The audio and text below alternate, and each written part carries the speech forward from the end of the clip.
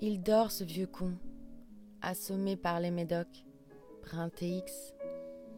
Elle a fouillé dans le sac et s'est plongée dans la lecture des notices.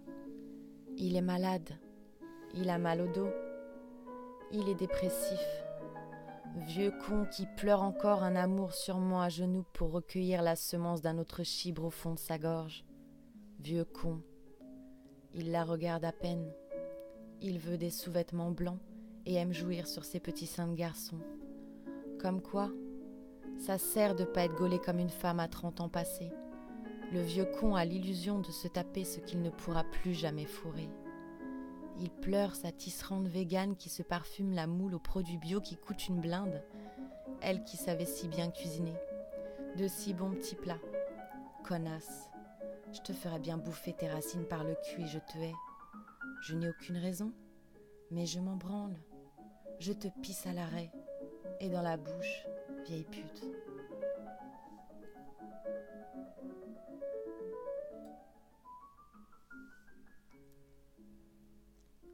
Elle roule un joint et enfile son petit gilet parfumé sur sa nudité.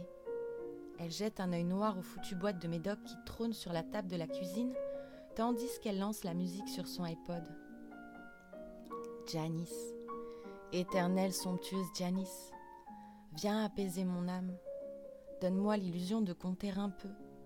Donne-moi l'illusion qu'il n'oubliera jamais, le vieil écrivain, combien je l'ai aimé. Plus que ses putes, plus que sa mère. Il l'a appelée ma chienne ultime.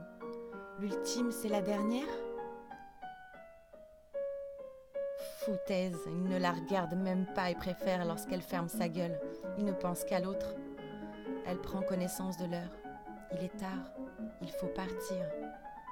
Elle récupère sa robe qui gît en boule au pied du lit et la revêt sans bruit, tandis qu'elle l'observe qui dort. C'est la dernière fois. Elle ne l'appellera plus. Elle ne le verra plus. 7 mois que ça dure. 7 mois qu'elle a pété les plombs. 7 mois à ne vivre que pour lui. Alors, elle le regarde encore et se remplit de cette image de l'homme qui fut le fantasme de son adolescence.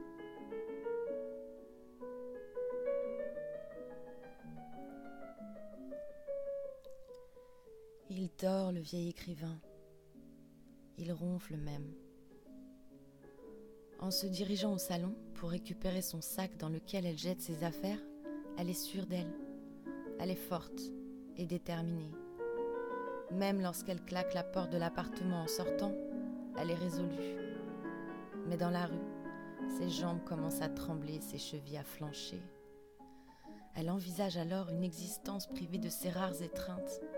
Elle avance, un pied devant l'autre, un pas à la fois.